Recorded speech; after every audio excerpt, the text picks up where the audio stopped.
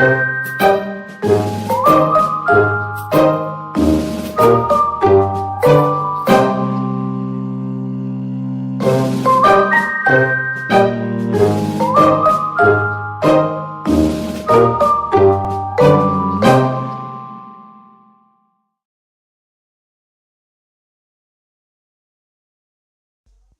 to my channel Mimin Indi. Kali ini Mimin Indi akan memberikan tips-tips, yaitu bagaimana cara daun ubi supaya hijau biarpun tetap dimasak.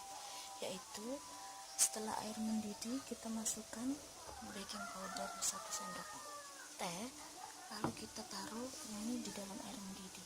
Bagaimana prosesnya? Mari kita saksikan. Baru kita taruh daun ubinya.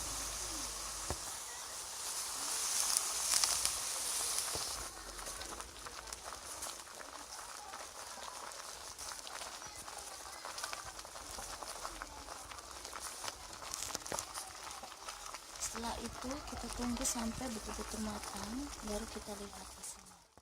Inilah daun ubi, hasilnya tetap hijau segar tuh. Oke.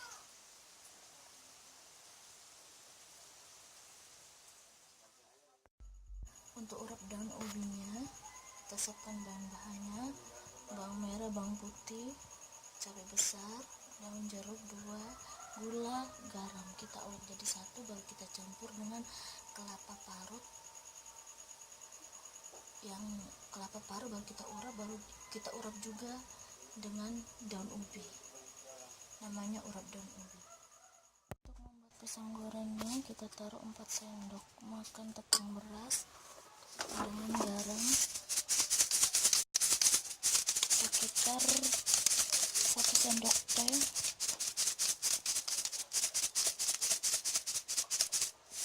baru taruh gula 1 sendok makan.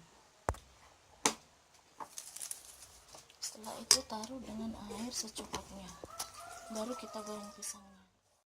Baru kita campur dengan kelapa parutnya.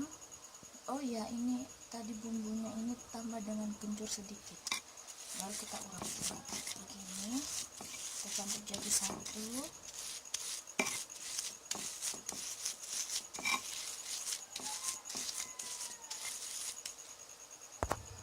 Baru kita taruh daun jeruk yang seperti begini, khas Indi punya. Kita potong-potong, kita campurkan di urap.